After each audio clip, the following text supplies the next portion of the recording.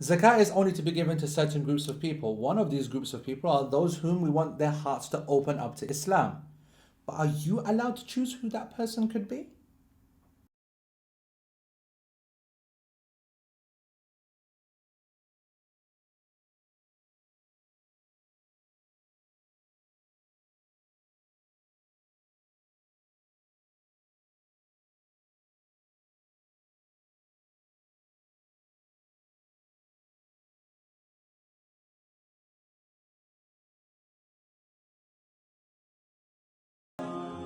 Bismillah ar-Rahman ar-Rahim, alhamdulillah, wa salatu wa salamu ala rasulillah, assalamu alaikum wa rahmatullahi wa barakatuh. One of the interesting developments in our modern time, and actually this plays on a classical discussion amongst the scholars, is the application of the ayah of zakah.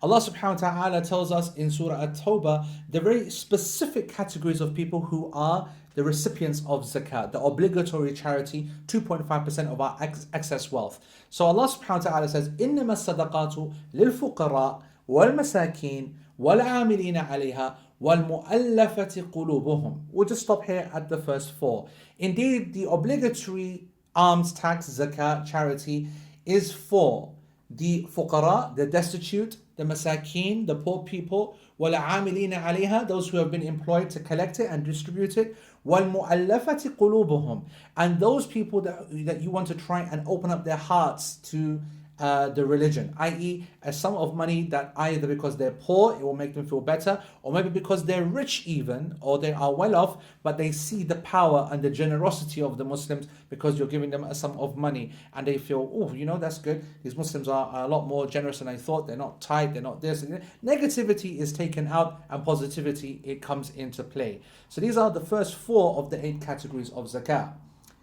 The question which arises is that this fourth category, is it allowed for me to decide as an individual that, hey, you know what, I've got my friend John, and he's interested in becoming Muslim, and you know what, he's in a bit of a financial difficulty, and if I give him a sum of money, I'm sure he'll think, wow, these Muslims, they stepped in when I needed them, and that this is the kind of religion that we need. The rest of my friends have left me with nothing. I'm a Christian or I'm a Jew and no one cares about me, and the Muslims look out for me, I'm not even Muslim.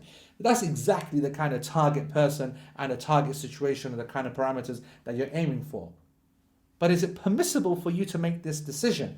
Is this verse sent, or as the scholars discussed this in the classical sense, is this verse under your control? Is this for individuals to decide, or is it for the state? There's no doubt about the answer to this. The absolute consensus of the scholars is that this is actually to the Muslim authority. This verse is for the Muslim authority. They're the ones who decide who are the poor, who are the destitute. They're the ones who employ these zakat collectors. They're the ones who are operating and making decisions on who are the right people to give money to and to open up their hearts. Because, as I said, there's 2 categories. There are some people who are just generally poor, and a little bit of support would be, show them the positive side of Islam, and they would therefore be more favorable to the religion and accept it. And then there are other people who maybe are not poor, maybe they're very powerful, maybe they're politicians, maybe there's someone in a very kind of authoritative position that could bring a lot of khair, a lot of good. And a strategic decision is made by the authority to give them the zakah so that they feel that power. And it's something which the Prophet ﷺ did do, and we know the impact. These people would then go back and say to their tribes and the masses of people that they would govern and rule over, and say, listen, this Islam is not what we thought it was, and this Prophet is not who we used to think he is, and so on. And actually it's a very, very beneficial way of life and very generous people, and it's completely in tune with what we genuinely believe, and it's not exactly at all like what we've been told and lied to in the media. This, of course, is a very strategic decision with a lot of politics, and you expect the Muslim authority to make that decision. وَفِي الرِّقَابِ وَالْغَارِمِينَ, the rest of the categories in the verse are all also to do with prisoners, for example. So of course the state is responsible for the prisoners that are taken from their army, and they're responsible for working out who is in debt and so on. And the people who are fi sabilillah, those who are fighting in the way of Allah subhanahu wa ta'ala, that's of course a general state decision. And then the traveller, who they make a decision, Ibn Sabil, the one of the path, the traveller. These are in principle decisions for the one who is in control of the Baytul Mal, the the finance house or the exchequer, if you like, the chancellor of the exchequer, under the authority of the leader who makes these decisions. Of course, the issue today is that we don't even live in a Muslim country. Forget about have a chancellor of the exchequer or Amir al-Mu'mineen or Khilafah or whatever it is.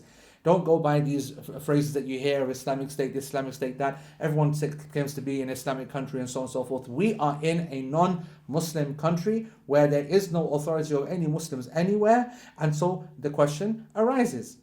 Who is then going to take responsibility for deciding who are the groups of people that receive this money? If you were to take a very firm, very literal line, you'll say, well, because there is, and this is how ridiculous this issue can become, that because there's no Muslim authority, and because the Prophet ﷺ has passed away, and there are some people, by the way, amongst the Muslims, and this is how crazy even amongst our own Muslims that we can get, that said that because the Prophet ﷺ was being directly addressed here, and he was the only one who had the responsibility to give out this zakah, then because of his passing, it is not allowed to give it to anyone other than him, and so therefore you don't even have to give zakah. This is obviously such a ridiculous opinion and something which was rejected by the majority of the companions. Now the issue is, of course, is that in the absence of that Islamic authority, are we allowed to, or should we even give out this, our zakah, our obligatory zakah to the people who deserve it? The answer is, of course, yes. And there is no scholarly difference of opinion on this amongst the majority, amongst the senior scholars today, that Muslims who do not have an Islamic authority, then amongst them they gather and they set up an authority. And that authority might not be the most knowledgeable, it might not be the most authentic, it might not be the most authoritative in that it has been delegated by a certain Muslim country or a more powerful Muslim authority abroad or whatever. But the reality is that if we're going to wait for that kind of supreme Islamic authority, or to wait for this kind of, the big homecoming of the big imam, then this religion is not going to be practiced. That's actually one of the reasons why some of the sects in Islam are so ridiculous. Now we have some of the people who belong to a deviant sect who said that we're not going to do anything until the big imam comes out. There are some people, for example, who say that Jum'ah prayer cannot be established without the imam. Without the imam who's going to take us to the time of the Mahdi and the time of Isa alayhi salam, and until that time comes, then there's certain things which are linked to the imamate, then they do not come into play, and so they don't pray even Jumu'ah. So this idea is not something which is rare that you may think. This is actually understood and practiced by, unfortunately, some Muslims and many deviant sects as well. So I want to say to you that it's very important for us to understand that we cannot, in our Islam, keep waiting for an authority or keep waiting for something to happen, and that might leave the rights of the people up in the air, because this is not just the right of Allah subhanahu wa ta'ala. It's not just Allah obligating you to purify your wealth and give charity, but there's a whole load of people who are waiting for that charity. They are deserving of that money. It's not actually about the obligation upon you, it's the fact that they are deserving of the money that you have. So if the money is there, then it should be given. And this is what I said is the contemporary position of the scholars today, and certainly the one that I'm telling you must be applied. And so you are to determine who is poor and not, and educate yourself upon the conditions and what it defines poverty, and what defines traveling, and what defines fi sabilillah, and so on and so forth. And you must give that money out.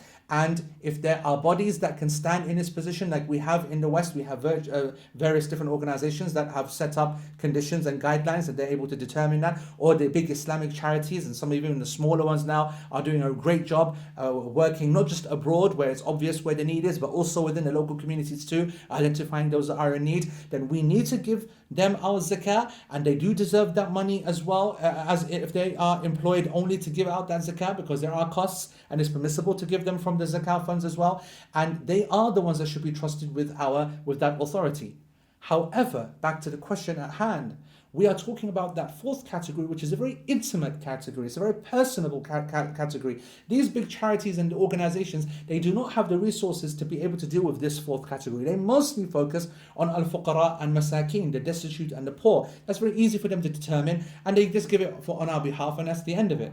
So this second category, this fourth category, the one that we're talking about, which is to give, to make dawah via our zakah money, is a very specific one that only we as individuals can do. And just like I said, if there is no authority that's going to deal with it, then we have to become that authority. And that's something which is permissible. And I remember a long time ago, my own teacher was criticized for setting up a fatwa council for our region.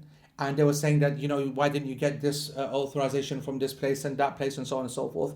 And the Sheikh's response was very, very clear. He said that if we were to wait for this kind of magic authoritative response and so on, then the rights of the people will not be achieved. There are people who are desperately in need. There are people who are suffering abuse. They need a divorce. They need they need the marriage dissolving sometimes. Fasakh, not even just the divorce. The man is not responding, and people are being abused, and rulings need to be given. So as long as the authority in terms of evidence and knowledge is there, then why do we need to wait for a rubber stamp from some kind of imaginary authority which doesn't even exist now, and which we're going to be waiting for God knows how long until it does exist? And so it is from the practical realities and from the obvious maqasid, the objectives of this deen, to be practical about this and allow individuals to become responsible, identify those that they feel, yes, my zakat money, this is how much I've got, a couple of £100, it was my zakat this year, and I'm going to give some of this to this person who I believe this money will have a good effect upon, that they will get a good kind of PR result almost, to see Muslims in a much better light. Feel okay with yourself, because this Sharia is a combination of the laws of Allah subhanahu wa ta'ala and the rights of the people. And subhanAllah, if you reflect upon the story of Ayub alayhi salam, who, and Allah subhanahu wa ta'ala tells us his story in the Quran, he was on one hand trying to maintain the haqq of Allah, the right of Allah, in that he had vowed that he was going to lash his wife 100 times. At the same time, he knows that he doesn't want to do that. Why would he want to do that when his wife has served him for so long, looked after him, as such a great woman? And Allah subhanahu wa ta'ala recognized that. And that is why he was given the concession for just these straws, just to be hit 100 of them in one go. What is combined here? The rule of Allah is combined, the law, with the practical needs of the people. The practical need of the wife of Ayub alayhi salam was to not be oppressed in this way. It was not right that she gets hit for something like this at all. And yet Allah subhanahu wa ta'ala maintained as an example to us in the story of Ayub alayhi salam, this combination of the right of Allah and the right of the people being given at the same time. So likewise in this zakah situation, this fourth category, we must give it because it's the right of Allah that has actually, it's an act of worship which He demands from us to give out. And just because there is not an authority to ensure that that is given out to the right people, we can make sure that that person gets it. It is their right, if they're deserving, if they're in need, and it will actually bring a positive result, that they should receive it. So in summary, I believe it is permissible for an individual, a sensible individual with some knowledge, and this is why you should give that advice and that helping hand and that experience, that they do choose a person that they believe will be impacted by that money. It doesn't have to be someone who's destitute and desperate for the money. It might be someone who needs some money for a campaign or something in this kind of manner, who you know for certain, not just willy-nilly throw it into some political campaign, but some person who you know that if you give this donation or give this money, they will see Islam in a very, very positive light, and it will have a deep impact upon them, with the ultimate aim of them becoming Muslim, which is better for us than all of that which the world contains and that which is in it. And Allah subhanahu wa ta'ala knows best. Wassalamu alaikum wa rahmatullahi wa barakatuh.